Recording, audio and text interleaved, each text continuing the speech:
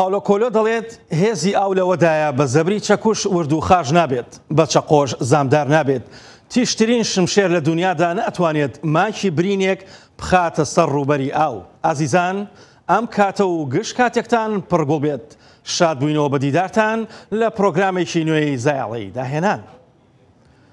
فیستیڤاڵی گوڵە گێلاس لە ئەمریکاوە تا ژاپۆن، گوڵزاری لێوڕێژ لە ڕەنگی ئاڵوواڵایی بەهاری شەقامەکان پڕ گوڵ و دیدار دەکات. هەموو ساڵێک گوڵەکانی چێری بڵاسم لە واشنگتن سەرەتای وەرزی بەهار ڕادەگەێنێت. خەڵکیش لە سەرتاسەری ئەمریکا ڕوودەکەنە واشنگتن دیسی بۆ بینینی دیمەنە دڕفێنەکەی چێری بڵاسم. ئەمڕۆی واشنگتن لای خەڵک دەبێتە ڕۆژێکی خێزانی و گەڕان لە نێو درەختەکانە و لە بیرکردنی سەرمای ئەمساڵی زستان کە لە دەڤەری ڤێرجینیا و واشنگتن زستانێکی سارد بوو. درەختە ژاپۆنیەکە کە دیاری ئەوان بووە بۆ ئەمریکا تەمەنی کورتە و لێچاوی کامێرای گەشتیاران پڕ دەکات لە وێنەی سەرنجڕاکێش. فیستیڤاڵی چێری بڵاسم ڕۆژێکی بەهاری خۆش دەرەکەوێت بۆ ئەمریکیەکان. دارا کولیلکا گێلاس ئانکۆ چێری بڵاسم دارەکە دیرۆکیە ژاپۆنەیە کو بوویە سمبۆلەکە پڕ جوانیە وەرزێ بهارێ. بە هەزاران کەس سەردانەوان وڵاتان دکن کو دارا کولیلکا گێلاسێ لێ هەنە. دناواندا ژی ئەمریکایە. د ساڵا 1912دا ژاپۆنێ 3020 دارن کولیلکا گێلاس وەکو دیاری دان ئەمریکا. هەر ساڵ لە ژاپۆنێ بدەهان فەستیڤالن تایبەت بڕێوە دەچن کو بە هەزاران کەس تێدا بەشدار دەبن. هونەرمەندێکی شێوەکار لە واشنگتن دیسی لە نێو قەرەباڵغی فیستیڤاڵی گوڵزاری گوڵە گێلاسدا سەرقاڵی وێنەکێشانە. یەحیا بەرزنجی ئەم راپۆرتەی بۆ زایاڵی داهێنان ئامادە کردووە. لەگەڵ هاتنی وەرزی چێری بڵاسم و ڕازاندنەوەی واشنگتن هونەرمەندە شێوەکارەکانیش دەیانەوێت نێو ستودیۆکانیان جێبی هەڵن و لەبەر چاوی خەڵک نیگار بکێشن. My name is Justin Piles. I'm a local Washington, D.C. artist. ناوم جەستن پایلزە. هونەرمەندێکی نێو واشنگتنم. حەز دەکەم لە بەهاردا وێنە بکێشم لە دەرەوە کاتی گوڵەکانی چێری بڵاسم دەپشکوێ. بەهارەکەمان لە واشنگتن تا ڕادەیەک درێژە بۆ 2 مانگێک دەتوانم بێمە دەرەوە. هەموو ڕۆژەکە نیگار بکێشم. ئەگەر گوڵەکانی چێری بڵاسم خەڵکی ئەمریکا لە شوێنە دوورەکانەوە ڕاکێشێ، ئەوە کارەکانی ئەم هونەرمەندەش زۆر کەس ڕاگرێت. خەڵک دەپرسن چەند کاتت دەوێت تا تابلۆیەک دەکێشی. حەز دەکەن بتبینن کە نیگار لە سروشدا دەکێشی، نەک لە ناو ستۆدیۆ. ئەوەش ئەوان دڵخۆش دەکات.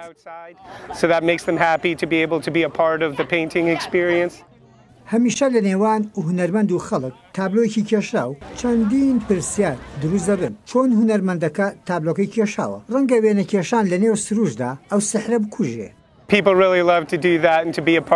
خەڵک حەز دەکەن ببن بە بەشێک لە چۆنێتی کێشانی تابلۆکە. حەز دەکەن بزانن چۆن کارکردن دەست پێ دەکات.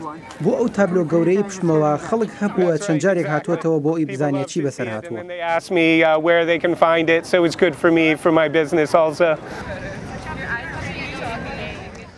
هیوا عەزیز شارەزایەک و پسپۆر لە بەدەستهێنانی بەکالۆریۆسە لە دیزاین و بواری ئەنیمەیشنە ئەکادمی هونەرە جوانەکانی زانکۆی بەغدا تەواو دەکات و هاوکات سەردانی کەنەدا دەکات لە بواری بەرهەمهێنانی کاری گرافیکدا و بواری ئەنیمەیشنە. مامۆستای پەیمانگای هونەرە جوانەکان بۆ لە سلێمانی هاوکات دیزاین و ئەنیمەیشنی هەبووە لە وڵاتی ئوردن وەک هونەرمەندێکی ئازاد ڕێزێنانی تایبەتی لەلایەن شاژنی ئوردونیەوە پێبەخشراوە. ئێستا لە کەنەدایە و میوانی زایاڵی داهێنانە. ئەم کاتت باش کاکیوە. ئەم کاتە داشکا گاسۆگیان زۆر سپاس بەڕێزن.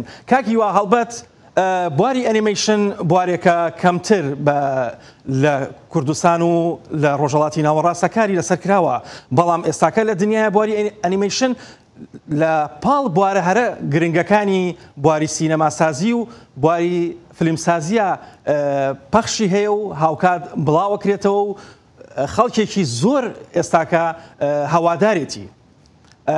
حەزەکەم باسێکیەوەمان بۆ بکەی بۆچی کورد تا ئێستاکە نەیتوانیوە ئەو بوارە بە تایبەتی گەشە پێ بە. زۆر سپاس کاگاسۆ.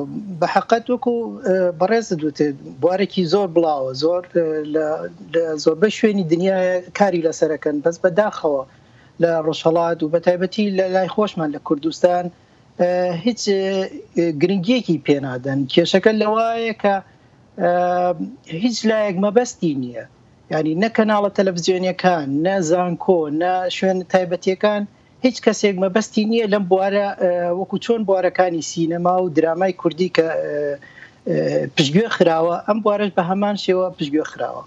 بەڵێ کاکیوە هەڵبەت تۆ مامۆستای هونەرە جوانەکان بووی لە بواری وتنەوەی گرافیک دیزاین و بواری ئەنیمیشن تا چەند هەست بەواکەی کە توانای ئەوە هەیە لە هەرێمی کوردستانە وەک چۆن لە وڵاتانی دنیا بە تایبەتی کەنەدا و چاینا و ئەمریکا و وڵاتانی ئەوروپایە ئەنیمیشن چۆن پێشکەوتووە هەنگاوێکیش لە هەرێمی کوردستانە یان لە تەواوی کوردستانە ئەم هەنگاوە بچێتە پێشەوە.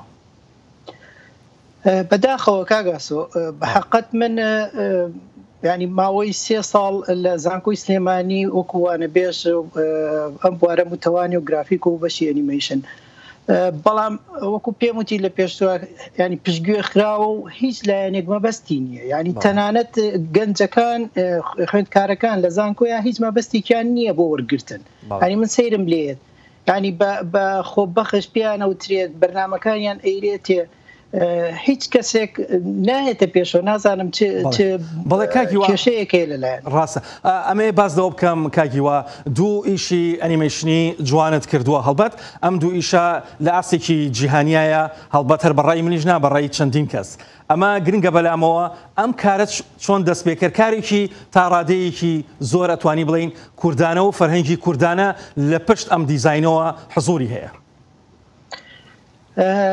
لە حەقە تاوەکو پسپۆرێک لەو بوارەیە ینی ماوەیەکی زۆرە کارەکەم بەڵام ئەوەگەی کە من لە پلانما هەیە وەکو هەوڵدانێک لە لای خۆمەوانێ بۆ پێشکەوتنیە بۆ یاخۆت خستنی بواری کوردی جلوبەرگی کوردی بۆ ناو بواری ئەنیمیشن و سینەمای ڤیدیۆگەیم یاخۆ بڵێ سینەما بۆ ڤیدیۆگەیم بە هەمان شێوە ئەوەی کە لێرەیە مەبەستە بتوانێت تێکەڵکردنی ئەو جلوبەرگەیە ئەو ئەجوانەیە و بە هەمان شێوە بتوانین شێوەیەکی تازە لە بواری لەم بوارەیە بخینە ناو هونەری کوردیەوە بەپێی توانە لە ڕووی تەکنیکیەوە لە ڕووی بەکارهێنانی بەرنامە تازەکانەوە کە ئەمڕۆ لەناو بازاڕە هەیە و لەناو ئەو بوارەیە کاری پێکرێت. باشە کاکیوە تا چەند ئەم دوو ئیشەی تۆ توانیوێتی جێ خۆی بکاتەوە لەناو ئەو هەموو ئیشەی کەنەدا و هەموو ئیشەی جیهانە ئیشتان بۆ کردووە کەم ئیشە ببێتە کارێکی هونەری ئەنیمیشنی نوێی کوردی لەناو پرۆژە جیهانەکانە؟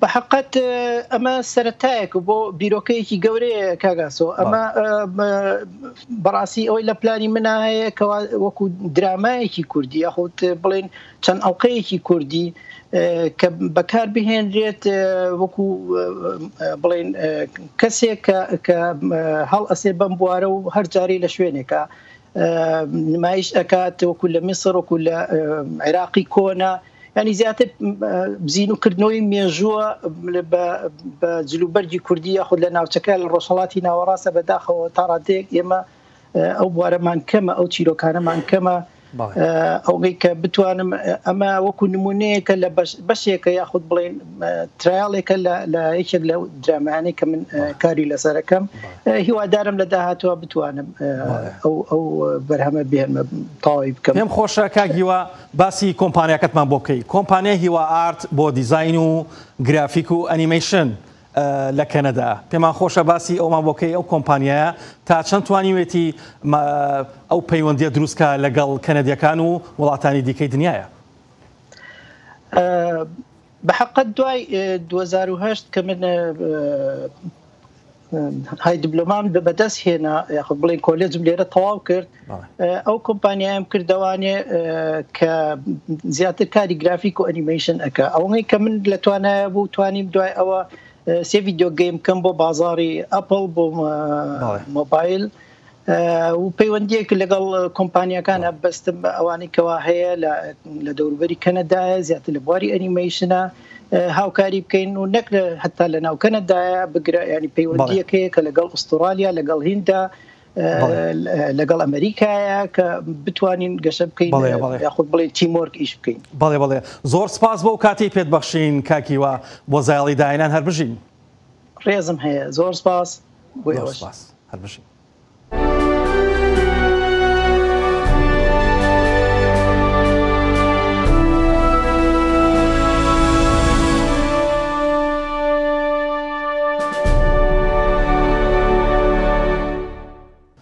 فستیڤاڵی ساڵانەی ژینگە پارێزی بە بەشداری سە فیلمی تایبەت لە 25 سینەمای تایبەت لە واشنگتن دیسی نمایش کرا. هەندێکیان سەنگیان خستبۆ سەر گۆڕانکاریە ترسناکەکانی ژینگە و کەش و هەوا و هەندێکی دیکەشیان بایەخیان بە نەهامەتیەکانی وڵاتە هەژارەکان دەدا.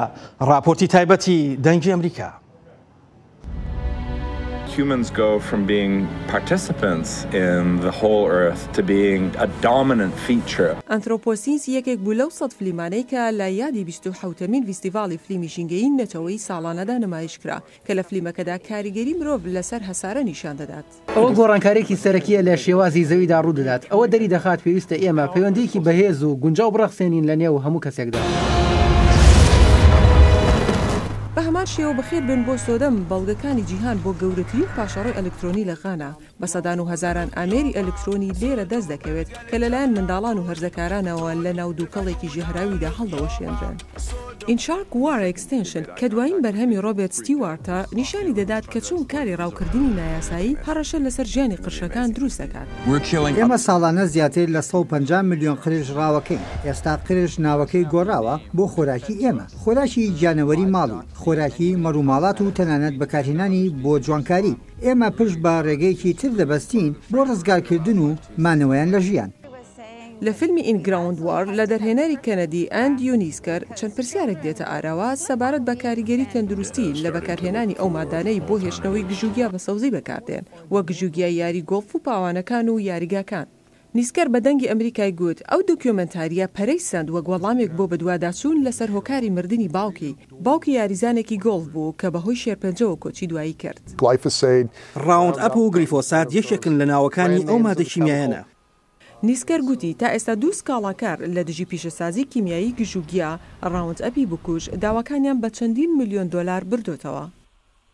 ئەمە ساتێکی وەچەرخانی زۆر باشە لەسەر ئەو شوێنانەی کە خەڵک ئاگاداری ئەوە بێت ڕاستیەکان چین و یاریگا و گۆڕەپان و باخچەکان باش نین. لە بەرهەمی فیلمی The River and the Wall لە دەرهێنانی بێن ماستەرز گەشت بە درێژایی 1200 میل بە درێژایی ریۆ گراند لەسەر سنووری ئەمریکا و مەکسیکۆ کاریگەری لەسەر ژینگەی دەوروبەر و ئاژەڵەکانی ناوچەکە هەیە. ئێمە پێویستمان بە سنوورێکی بتەو هەیە و پێویستە مادەی هۆشبەر و تاوانکاری بوەستێنین. ئێمە پێویستە ڕێگری لە هەموو ئەو شتانە بکەین کە ئەم دیوارە ڕێگری لێ دەکات.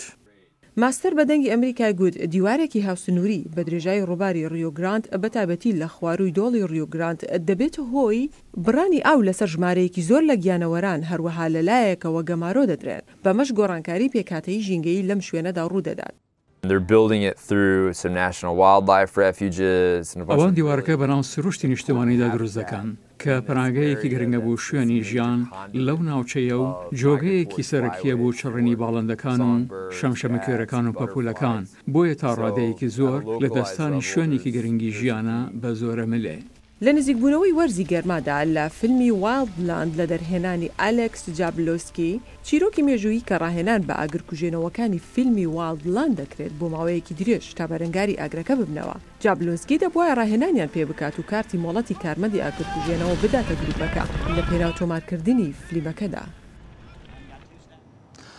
ڕۆمانوس و چیرۆگنوس سەلمان ڕوشدی دەڵێت ئەدەب ئەو شوێنەیە کە دەچم بۆی لە پێناو دۆزینەوەی بەرزترین و نزمترین ئەو شوێنانەی کۆمەڵگا مرۆیەکان بۆ هیوایی ڕاستی ڕەها نەدۆزمەوە بەڵکو ڕاستی چیرۆکەکان و خەیاڵ و دڵەکان بدۆزمەوە لە نەهامەتەکانی ئەفریکاوە بەرە و دەستگێڕی نەوجەوانێکی ئەفغانی تا گوڵزارەکانی گوڵە جێراسەکانی واشنگتن تا سەما لە پاریس فۆتۆمان بۆ ئامادە کردوون.